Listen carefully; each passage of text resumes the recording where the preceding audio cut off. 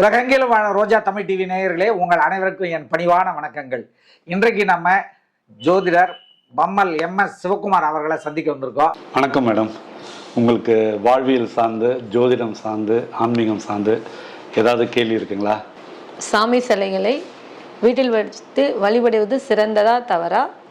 வெளியூர் செல்லும் காலங்களில் பூஜைகளை தவிர்ப்பது நல்லதா கெட்டதா?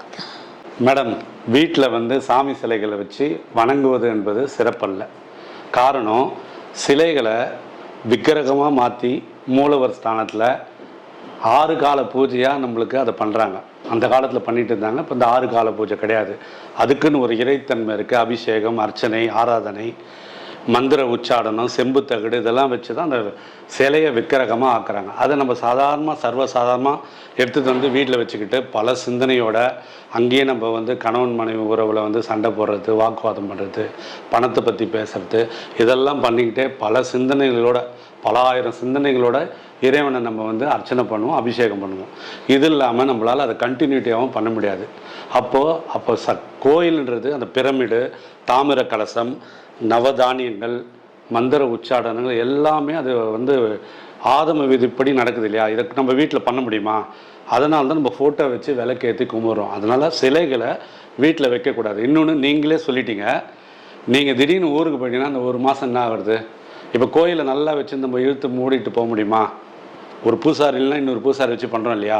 அப்போ அங்கே தரித்திரம் வரும், நம்மளுக்கு தேவையில்லாத மனக்குழப்பங்கள் வரும், செய்வன திருந்த செய்யுன்னு சொல்லுவாங்க. அதனால் சாமி சிலைகளை வீட்டில் வச்சு கும்பிட்றத 99% அவாய்ட் பண்ணணும். புரியுதுங்களா? பெண்கள் மாதவிடாய் காலங்களில் பூஜை செய்கிறார்கள், செய்யலாமா? எங்கள் மாதவிடாய் காலங்களில் பூஜை செய்யலாமா, நல்லதா கெட்டதா அப்படின்ற மாதிரி நீங்கள் கேட்டிருக்கீங்க. இது கொஞ்சம் ஆழமான கேள்வி. பெண்கள் நல்லா ஆழமாக கவனிக்க வேண்டிய கேள்வி அதுதான். மாதவிடாய் காலங்கள் அப்படின்றது இயற்கை. பெண்ணுன்னும் போது அதுக்கான ஒரு முத்திரையே அதுதான். நீங்கள் நல்லா யோசித்து பாருங்கள். நிறைய கோயில்களில் சக்தி அப்படின்னு சொல்கிறோம். மேல்மருவத்தூர் ஆதிபரா சக்தியாக இருக்கட்டும், லக்ஷ்மி தேவியாக இருக்கட்டும், கருமாரி அம்மனாக இருக்கட்டும், எல்லா பெண் தெய்வங்களும் யார்? எல்லா பெண் தெய்வங்களும் யார்? பெண் தானே. அப்போது இந்த பெண்களோட இலக்கணமாக தானே அதை சக்தின்னு சொல்கிறோம். இது கொஞ்சம் சாஸ்திரத்துக்கு புறம்பட்ட ஒரு பதிலாக கூட இருக்கலாம். ஏதோ ஒரு 3 நாள் அந்த சாமிக்கு கூட நம்ம கோயில் கருவறையிலேருந்து வெளியே எடுத்து வைக்க முடியுமா யாராலது? எல்லா நாளுமே பூஜை பண்ணுறாங்க இல்லையா மூலவர்கிட்ட.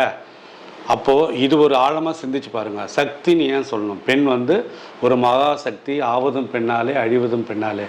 இன்னொன்று, இயற்கையாக இருக்க ஒரு விஷயத்துக்கு தீட்டு அப்படின்றது மனிதன் தான் உருவாக்கியிருக்கான். இறைவனுக்கு ஆணும் பெண்ணும் சமம். அதனால தான் சிவன் இல்லையே சக்தி இல்லையே, சக்தி இல்லையே சிவன் இல்லையேன்னு சொல்கிறாங்க. நீங்களே நிறைய ஃபோட்டோவில் பாருங்கள், பாதி சிவன் பாதி சக்தி இருக்கும். அப்போ அங்கே கடவுள் நம்மளை வேறுபடுத்தி பார்க்கல. அப்போ ஏன் இது வேணான்னு சொல்கிறாங்க அப்படின்னா, அதுக்கு விஞ்ஞான விளக்கம் ஒன்று இருக்குது மேடம். நீங்கள் போகிறதாலேயோ தெரிஞ்சோ தெரியாமல் கும்பிடத்தாலேயோ எந்த பாதிப்பும் இல்லை, எந்த தோஷமும் இல்லை. கடவுள் உங்கள் கண்ணை குத்தாது. இங்கே அந்த மாதவிடாய் காலங்களில் உங்கள் ரத்த ஓட்டம், வெப்ப ஓட்டம், உயிர் ஓட்டம், காற்றோட்டம், காந்தோட்டம் சீராக பாயாது. உங்கள் மூளையில் இருக்க நியூரான்ஸ் ஆக்டிவேஷன் ஸ்டடியாக இருக்காது. நிமிஷத்துக்கு நிமிஷம் உங்களோட சிந்தனை, மனம் லயிக்காது. அதாவது லயித்து கடவுள்ன்ற விஷயத்தில் கான்சன்ட்ரேட் பண்ண முடியாது உங்களால். உங்களுக்கு ஒரு மன போராட்டம் இருக்கும், ஒரு அன்னீசி இருக்கும். அந்த அன்னீசியாக இருக்கிறதால உங்களால் கான்சன்ட்ரேஷன் பண்ண முடியாது. 1 கோடி மந்திரம், ஒரு ஜபம், 1 கோடி ஜபம், ஒரு பூஜை, 1 கோடி பூஜை, ஒரு லயம், லயித்து இருக்க முடியாது. ஃபோக்கஸ்ட் ஆன் அண்ட் காடு அப்படின்ற மாதிரி வச்சுக்க. கடவுளை உங்களால் கண்டினியூஸாக கான்சன்ட்ரேட் பண்ண முடியாதுன்றதுக்காக அதை விளக்குனாங்க. இது உடல் சார்ந்த குழப்பம் சார்ந்த விஷயத்துக்காக வேணால் அவாய்ட் பண்ணலாம். ஆனால் இறை சார்ந்து எதுவுமே பிரச்சனை இல்லை மேடம். இது என்னோட சுய கருத்து. வணக்கம் சார். வணக்கம் மேடம். குழந்தை பிறக்கிற நேரம் இயற்கையாக இருக்கா? ஒரு குழந்தை பிறக்கிற நேரம் அப்படின்றது எதை வச்சு சார்? இப்போது இயற்கையான ஒரு பிரசவமாக இருந்தால் கரெக்டாக கணிக்க முடியுமா? இல்லை இப்போ சிசேரியன்லாம் பண்ணுறாங்க, இந்த சிசேரியன்றது சரியான ஒரு தீர்வா? இல்லை அதை வச்சு கணிக்கிற அந்த கணிப்பு சரியாக இருக்குமா? இயற்கையான ஒரு பிறப்பில் கணிக்க முடியுமா? சிசேரியனில் கணிக்கிறது சரியான ஒரு கணிப்பாக இருக்குமா? குழந்தை பிறக்கும்போது இயற்கையான பிறப்புன்னு ஒன்று இருக்குது. ஆப்ரேஷன் சம்மந்தமாக நேரத்தை நம்மளே ஃபிக்ஸ் பண்ணி பிறக்கிற ஒரு குழந்தை பிறப்பும் ஒன்று இருக்குது. இந்த குழந்தை பிறப்பில் இயற்கையாக பிறக்கிறத நம்ம எதுவுமே டியூ டேட்டு டாக்டர் கொடுத்துருவாங்க. அதில் குழந்தை பிறக்கும். அதில் டேட் ஆஃப் பர்த்து, டைமு, குழந்தை பிறப்பு எல்லாமே நம்மளுக்கு இயற்கையாக இருக்குது.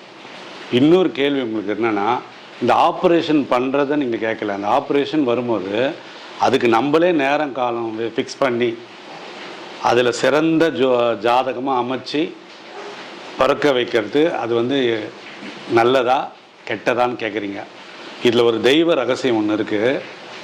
டாக்டர் சொன்னாலும் டைமை, நேரத்தை வந்து ஃபிக்ஸ் பண்ணாலும், இயற்கையாக பிறந்தாலும், எதுவாக இருந்தாலும் கடவுள் ஃபிக்ஸ் பண்ணது தான். டாக்டர் மூலிமா அந்த நேரத்தை ஃபிக்ஸ் பண்ணுவார். இயற்கையாக பிறக்கிறதையும் கடவுள் தான் ஃபிக்ஸ் பண்ணுறாரு. நம்ம நேரத்தை கால்குலேட் பண்ணி இன்னொருத்தர்கிட்ட போய் ஃபிக்ஸ் பண்ணுறதா நினைக்கிறோம் பார்த்தீங்களா, இதுவும் கடவுள் தான் ஃபிக்ஸ் பண்ணுறாரு. இந்த 3 இயக்கமுமே தானாக தான் நடக்குது. எப்படின்னா, இந்த நேரத்தில் இந்த குழந்தை பிறக்கணும், அவர் இன்னார் சொல்லி பிறக்கணும், இவங்க நேரத்தை ஃபிக்ஸ் பண்ணி பிறக்கணும், இந்த ஜோதிடர் சொல்லி பிறக்கணும், இந்த டாக்டர் சொல்லி பிறக்கணும், இயற்கையாக பிறக்கணும், இப்படின்றது எல்லாமே விதிக்கப்பட்ட விதி, ஆட்டோமேட்டிக் ப்ரோக்ராம். அவனன்றி ஓரணுவும் அசையாது. அதனால் நம்ம தான் அதை போட்டு கன்ஃபியூஸ் பண்ணி நம்ம பண்ண தான் நினைக்கிறோம். நம்ம எண்ணங்கள் உதயமாவதே இறைவன் மூலிமா தான். நம்ம அது செயல் வடிவம் ஆகிறது இறைவன் மூலிமா தான். இன்றைக்கி நடைமுறையில் சமுதாயத்தில் இது மிகப்பெரிய கன்ஃபியூஷன் இருக்குது. இப்படி தான் பிறக்கணும்னு விதிக்கப்பட்டது தான் நடக்குதே தவிர, நம்ம பண்ணுறது நம்மளாம் ட்ராமா ஆர்டிஸ்ட் மாதிரி, நம்மளாம் நடிகர்கள் மாதிரி அந்த நேரத்தில் நம்ம அப்படி நினைக்கிறோம். புரியுதுங்களா சார்? இறந்தவர்கள் வந்து கனவுல வர்றது வந்து எதை குறிக்குது? அதுலேயும் இறந்தவங்க வந்து அடிபட்டு ஒரு ரத்தம் வழிகிற மாதிரியோ இல்லை ஏதோ ஒரு கஷ்டப்படுற மாதிரி கனவுகள் வருது அப்படின்றது வந்து எதை நமக்கு எது அறிவுறுத்துது அப்படின்னு கொஞ்சம் சொல்ல முடியுமாங்க சார்? மேடம், இறந்தவங்க வந்து கனவுல வராங்க அப்படின்னு கேட்டிங்க. இன்னொன்று, அடிபட்டு ரத்தத்தோடு வந்தால் அது என்ன இண்டிகேட் பண்ணுறது அப்படின்றத நீங்கள் கேட்குறீங்க. பொதுவாக இந்த கனவு சாஸ்திரம்னு ஒன்று இருக்குதா மேடம்? தொன்று தொட்டே இந்த கனவு சாஸ்திரம் ஒன்று இருக்குது. இதுக்கு ஒரு விளக்கம் இருக்குது. இறந்தவர்களை கண்டால் கல்யாணம் ஆகும்னு சொல்லுவாங்க. இப்போ ஒரு பொண்ணு ஏஜ் அட்டன் பண்ணோன்னா, எங்கன்னா நெருப்பை பார்த்தீங்கன்னா ஏஜ் அட்டன் பண்ணோம் அப்படின்னு சொல்லுவாங்க. ஒவ்வொன்றுத்துக்கும் ஆப்போசிட்டாக சொல்லுவாங்க. கல்யாணத்தை பார்த்தீங்கன்னா இறந்தவன்னு சொல்லுவாங்க. இது கனவு சாஸ்திரம்.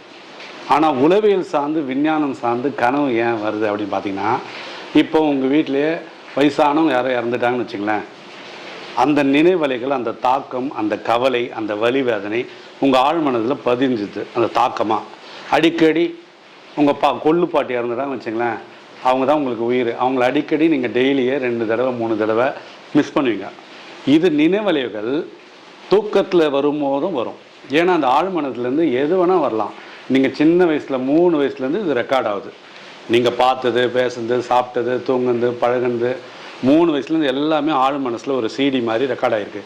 இதில் நீங்கள் தூங்கும்போது இந்த மேல் மூளையிலேருந்து அடி மூளை, சிறு மூளைன்னு சொல்லுவாங்க, அதில் இந்த சப்கான்ஷியஸ் மூலமாக உங்களோட நிகழ்வுகள் இந்த ஆழ்மனத்தில் இருக்கிற எல்லாத்தையும் செல்ஃபில் அடுக்கும் நைட்டில். ஆக்சுவலாக நைட்டில் தான் மூளை அதிகமாக வேலை செய்யுது. நிறைய பேர் சொல்லுவாங்க மூளைக்கு ரெஸ்ட்டு கூட போய் தூங்குன்னுவாங்க. ஆக்சுவலாக மூளை நிறைய நேரம் வேலை செய்கிறது நைட்டில் தான். அப்போ இந்த மாதிரி அடுக்கும் போது, அந்த சிறு மூளை பெருமூளையில் அடுக்கும் போது இந்த நிகழ்வுகள் ஏதாவது ஒன்று திடீர்னு கொள்ளு பாட்டின்னு வந்துடுவாங்க. அங்கே போய் அந்த பட்டன் டைப் ரைட்டிங்கில் ஏன்னு தட்டினா போய் ப்ரெஸ் ஆகிற மாதிரி அந்த ஒரு கெமிக்கல் ரியாக்ஷன் ஆகும்போது சம்மந்தம் இல்லாமல் பாட்டி வந்துடுவாங்கன்னா, நீங்கள் பார்த்ததோ பேசுனதோ பழகுனதோ தான் வரும். அதுவும் பிளாக் அண்ட் ஒயிட்டில் தான் வரும். இப்படி வரும்போது அந்த தாக்கம் தான் தூக்கத்தில் நினைவலைகள் தான் கனவு. இந்த கனவு யாருக்கு அதிகமாக வருதுன்னா, நீங்கள் தப்பாக நினச்சக்கூடாது, நிறைய ஸ்ட்ரெஸ்ஸில் இருக்கவங்களுக்கு கவலை வரும், நிறைய கவலைகள், நிறைய குழப்பங்கள், நிறைய அங்கீகாரம் கிடைக்காமல் இருக்கும்போது அவங்களுக்கு அந்த தூக்கத்தில் கனவு வரும். இந்த கனவை நம்ம காரணம் தேடக்கூடாது. அந்த காரணம் தேடினா தோற்றுரும். ஏன்னா இந்த கனவே நம்ம கிளைண்ட்லேயே இந்த ஒரு 20 வருஷமாக நான் பார்க்குறேன். ஒரு 10,000 கனவு நான் கேட்டிருப்பேன். அதில் நல்ல கனவை 99% சொல்ல மாட்டேன் யாருமே. இப்படி ஆயிடுச்சு, அப்படியே ஆயிடுச்சு, அழுகுறேன், அங்கே பிரச்சனை, அப்படி பயத்தில் தான் சொல்கிறாங்க. அப்போ நெகட்டிவாக சொல்கிறாங்க. இதுலேயும் ஒரு சிலர் கனவில் நான் நினச்சது நான் கண்டா அப்படியே பழிக்குதுன்றாங்க. அதெல்லாம் இல்லை. அதை நீங்கள் நம்பும் போது, அதை ரீகால் பண்ணும்போது, உங்களை சுற்றி இருக்கவங்ககிட்ட சொல்லும் போது, அதுக்கு அவங்க ஆறுதல் சொல்லாமல் மேலும் பயமுறுத்தும் போது தான் கனவு பிரச்சனையாகுது. 5 அடி பாம்பு பார்த்தனிங்கன்னா 5ஆவது மாமிங்கிட்ட போயிட்டது 500 அடி பாம்பாக மாறிடும். இப்போ தெரியுமா கனவுல 500 அடி பாம்புன்னு சொல்லுவாங்க. அதனால் கனவுகள், அப்துல் கலாம் சொன்ன கனவை நம்ம பகலில் அதில் யோசிக்கும் போது தான் கனவுகள் மெய்ப்பிக்கப்படும். அதனால் கனவு சாஸ்திரம் பயப்படாதீங்க. அப்போ எழுந்தோடனே அதை மறந்துடுங்க. இன்னொன்று, கனவு காணாத மனிதர்களே இல்லைன்றாங்க. டெய்லியும் எல்லாருமே கனவு காண்றோம், ஆனால் எதுவுமே நம்மளுக்கு ஞாபகம் இருக்காது. இன்னொன்று, கனவுக்கு ஆரம்பம் முடிவு கிடையாது மேடம். இதுதான் எனக்கு தெரிஞ்ச ஒரு விளக்கம். இது வந்து பெரிய சப்ஜெக்ட்டு, ஷார்ட்டாக சொல்லியிருக்கேன். நன்றி மேடம். சார், வாழ்க்கையில் சாதிக்கணும் அப்படின்னு ஒரு வெறி இருக்குது. அதை நோக்கி போகிறதுக்கான முயற்சியும் இருக்குது, அதுக்கான அறிவும் இருக்குது. எல்லாம் இருந்தும் நிறைய பேரால் சாதிக்க முடியாத ஒரு நிலையில் இருக்காங்க. அது எதனால் அப்படின்னு எனக்கு ஒரு கேள்வி நிரந்தரமாக இருக்குங்க சார். அதுக்கான பதில் நீங்கள் தர முடியுங்களா? மேடம், வாழ்க்கையில் சாதிக்கிற எண்ணம் இருக்குது, முயற்சி இருக்குது. ஆனால் என்னால் ஏன் சாதிக்க முடியல அப்படின்னும் போது அதுக்கு சில விஷயம் இருக்குது மேடம். நல்ல எண்ணம், நல்ல சொல், நல்ல செயல் சொல்லுவாங்க. நிறைய பேர் நினச்சிக்கிறாங்க, நான் உங்ககிட்ட ஏற்கனவே சொன்ன விஷயங்கள் தான் இது. நல்ல எண்ணம் என்கிட்ட இருக்குது, நான் நல்லது தான் நினைக்கிறேன், நல்லவ தான் நான் அப்படின்னு நம்ம நினைக்கிறோம். யாரெல்லாம் கெட்டது நினைக்கிறாங்களோ, யாரெல்லாம் கெட்டது பேசுகிறாங்களோ, யாரெல்லாம் சூழ்ச்சி பண்ணுறாங்களோ, யாரெல்லாம் சூனியம் வைக்கிறாங்களோ, யாரெல்லாம் நம்ம மேலே கண்ணு படுறாங்களோ, இவங்களை பற்றி நினைக்கவே கூடாது. நினைக்க தனக்கு மனம் ஒரு மந்திரம், மனம் ஒரு ஈர்ப்பு விதி. எதை விதைக்கிறாயோ அதை அறுவடை செய்கிறாய், எதுவாக நினைக்கிறாயோ அதுவாக மாறுகிறாய். அப்போது நல்ல சிந்தனை இல்லாதவங்களே முதல்ல நினைக்கும் போதே கட் பண்ணுங்க. வேறுன்னு வரும்போதே செடி, பூ, காய், கனின்னு போகக்கூடாது. அங்கேயே கட் பண்ணிட்டீங்கன்னா அந்த நல்ல எண்ணம் தான் நம்ம சொல்கிறோம். அடுத்தது, நல்ல எண்ணம் எப்போ வருதோ அது நல்ல சொல்லாக மாறும். நல்ல சொல் வரும்போது அதை செயலாக நீங்கள் ஆக்குனீங்கன்னா சாதனையாளர். அப்போ சாதனை பண்ணணுன்னா அதுக்கு தகுதின்னு சொல்லுவாங்க தமிழில், ஸ்பெல்லிங். தன்னம்பிக்கை, குறிக்கோள், திறமை, இந்த மூணுத்தையும் நாளுக்கு நாள் வளர்த்துங்க. டெய்லி முயற்சி, உழைப்பு, தன்னம்பிக்கையை போட்டுக்கிட்டே இருங்க. நாளைக்கு நம்மளுக்கு என்ன நடக்கும்னே தெரியாது. நாளைக்கு கடவுள் என்ன கொடுத்தாலும் ஏற்றுக்கிட்டு சரண்டர் ஆகிடுங்க. டெய்லியே அன்னன்னைக்கு வாழுங்க. கடந்த காலத்தில் வாழாதீங்க, எதிர்காலத்தில் ஏங்காதீங்க, நிகழ்காலத்தில் நிலைச்சிருங்க. ஒவ்வொரு நாளும் நீங்கள் சாதிக்க பிறந்தவன், நீங்கள் சாதிக்க பிறந்தவன், நான் சாதிக்க பிறந்தவன், நான் சாதிக்க பிறந்தவன், நான் எப்படி வாழணுமோ அதையே நம்புவேன், நான் எப்படி வாழணுமோ அதையே நம்புவேன், நான் எப்படி வாழணும் அப்படியே நம்புவேன். எண்ணம் போல் வாழ்வு, எதை விதைக்கிறாயோ அதை அறுவடை செய்கிறாய், எதுவாக நினைக்கிறாயோ அதுவாக மாறுகிறான்றது தான் சாதனைக்கான அஸ்திவாரம். சுத்தமாக நம்ம மூளையை இன்னொருத்தருக்கு அடகு வைக்காமல் சுய அறிவோடு எத்தனை தடவை இருந்தாலும் எழுந்துக்கணும். இது பேஸ் மேடம். இதையே நீங்கள் எத்தனை கஷ்டம் வரும்போதும், எத்தனை வலி வேதனை வரும்போதும் உங்கள் அனுபவத்தை வலி வேதனையாக சுமக்காமல் குருவாக நினச்சி அந்த அனுபவ பாடமாக மாற்றுங்க. அந்த அனுபவ பாடத்தை குருவாக மாற்றி, இப்போ நான் சொன்னதெல்லாம் ரீகால் மெமரியில் கேட்டல், புரிதல், உணர்தல், நாளையிலேருந்து செயல்படுத்துதல், இதை நீங்கள் பண்ணிங்கன்னா நிச்சயம் நீங்கள் சாதனையாளர். ஜாதகத்தில் இவர் சாதிப்பாரா சாதிக்க மாட்டாருன்னு இருக்கும். ஆனால் இவர் புலம்பினே இருந்தால், அழுதுனே இருந்தால், இவர் கஷ்டப்பட்டுனே இருந்தால் இவர் சோதனையாளர்னு இருக்கும். அப்போது இது வரைக்கும் உங்கள் வாழ்க்கையில் நடந்த அனுபவங்களை ஆராய்ச்சி பண்ணி தெளிவானீங்கன்னா நீங்கள் சாதனையாளர் தான். இன்றைக்கோ நாளைக்கோ 4 மாதம் கழிச்சோ நீங்கள் போடுற இந்த விதை ஆலமரமாக மாறும். சாதனைன்றது உங்கள் எண்ணங்கள் மூலிமா தான் இருக்குது. ஜோதிடத்தில் எண்ணங்கள்னு ஒரு சப்ஜெக்ட் இருக்குது. எல்லாரும் ஒவ்வொரு பாவத்தில் எனக்கு பணம் வருமா, எனக்கு வீடு வாங்குவானா, நான் கப்பல் வாங்குவானா, நான் எனக்கு வேலை கிடைக்குமா, எனக்கு லாட்ரி அடிக்குமான்னு கேட்குறாங்க. சாதிக்கணும் அப்படின்னு என்னை கேட்க நிறைய பேர் இல்லை. அதனால் ரொம்ப தேங்க்ஸ். முதல் முறையாக ஒருத்தர் சாதனை பண்ணோம் அப்படின் போது அடுத்தது உங்கள் சூழ்நிலை கைதியாக நீங்கள் இருக்கக்கூடாது. நான் சொல்லுவேன், சாதிக்கணும்னா பிறப்பால், வளர்ப்பால், சுற்றுப்புற சூழலால், அமையும் நண்பர்களால் உங்கள் கேரக்டர் ஃபிக்ஸ் ஆகிடும். உங்களை சுற்றி இருக்கவங்க நிறைய பேர் அந்த தவளை கதை கேள்விப்படுறீங்களா? நிறைய ஒரு 20 தவளை கணத்துக்குள்ளே விழுந்துச்சு. ஒவ்வொரு தவளையாக மேலே வரும்போது மேலே இருக்க அக்கா தவளை, அண்ணன் தவளை, புருஷன் தவளை, பொண்ணு தவளை, சித்தப்பா தவளை, ஒன்று விட்டு பெரியப்பா தவளை, எல்லா தவளையும் விழுந்துட போகிற, உன்னால் முடியாது, நீ வேஸ்ட்டுன்னு ஒவ்வொரு தவளையாக விழுது. கடைசியாக ஒரு தவளை மேலே ஏறி நிற்கிது. அதுங்கெல்லாம் பாராட்டுது. அந்த தவளைக்கு ஒன்றுமே தெரில. என்னன்னு பார்த்தா அது காது கேட்கல. அப்போது நெகட்டிவ் மைண்டில் இருக்கவங்கக்கிட்ட காது கேட்கக்கூடாது. அந்த குரங்கு பொம்மை சொல்கிறாங்க இல்லை மேடம், அவ்வளோதான் மேடம். அதுதான் சாதனைக்கான தத்துவம் மேடம். மேடம், அடுத்த கேள்வி ஏதாவது இருக்கா? இன்னும் ஒரே ஒரு கேள்வி இருக்குங்க சார். சுக்கிரன் அப்படின்ற ஒரு கிரகத்தை பற்றி ஒரு கேள்வி எனக்குள்ளே இருக்குங்க சார். சுக்கிரன்ன்ற கிரகம் நல்லா இருந்தால் ஜாதகத்தில் அவங்க ரொம்ப அழகாக இருப்பாங்க அப்படின்னு ஒரு சிந்தனை நான் கேள்விப்பட்டிருக்கேன். இது உண்மையா அப்படின்றது. அடுத்து, குட்டி சுக்கிரன் குடும்பத்திற்கு ஆகாது அப்படின்னு ஒரு பழமொழியை நான் கேள்விப்பட்டிருக்கேன் சார். அப்படி குட்டி சுக்கிர தசையில் ஒரு குழந்தை பிறந்தா அந்த குழந்தைய தத்து கொடுத்துடணும் அப்படின்னு ஒருத்தர் சொல்கிறாங்க. இதை பற்றி எனக்கு ஒரு விளக்கம் கொடுங்க சார். மேடம், சுக்கிரன் அப்படின்றது அழகான ஒரு கிரகம் தான். அது அழகுக்கு லக்ஷ்மி கடாட்சன்னு சொல்லுவாங்க.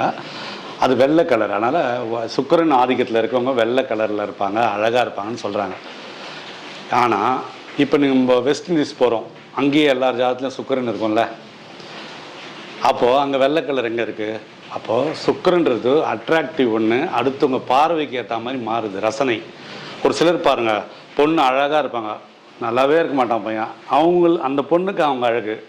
அதே மாதிரி ஒரு பையன் அழகாக இருப்பான், பொண்ணு நல்லாவே இருக்காது, அது அவனுக்கு அழகு. அது சுக்கிரம்னா ஒரு ஈர்ப்புன்னு சொல்கிறோம், ஆப்போசிட்னு கூட சொல்லலாம். ஓகேங்களா? ஆப்போசிட் செக்ஸ்ன்னு கூட அதை சொல்லலாம். பட் வந்து இது இடத்துக்கு ஏற்ற மாதிரி மாறினப்போ, ஒரு கிரக குருனா ஹைட்டாக இருக்குன்னு சொல்லுவாங்க. இப்போ ஜப்பான் போனீங்கன்னா யார் ஹைட்டாக இருப்பா? அப்போ ஜோதிடம்ன்றது ப்ரெசன்ஸ் ஆஃப் மைண்டும் யூஸ் பண்ணோம்.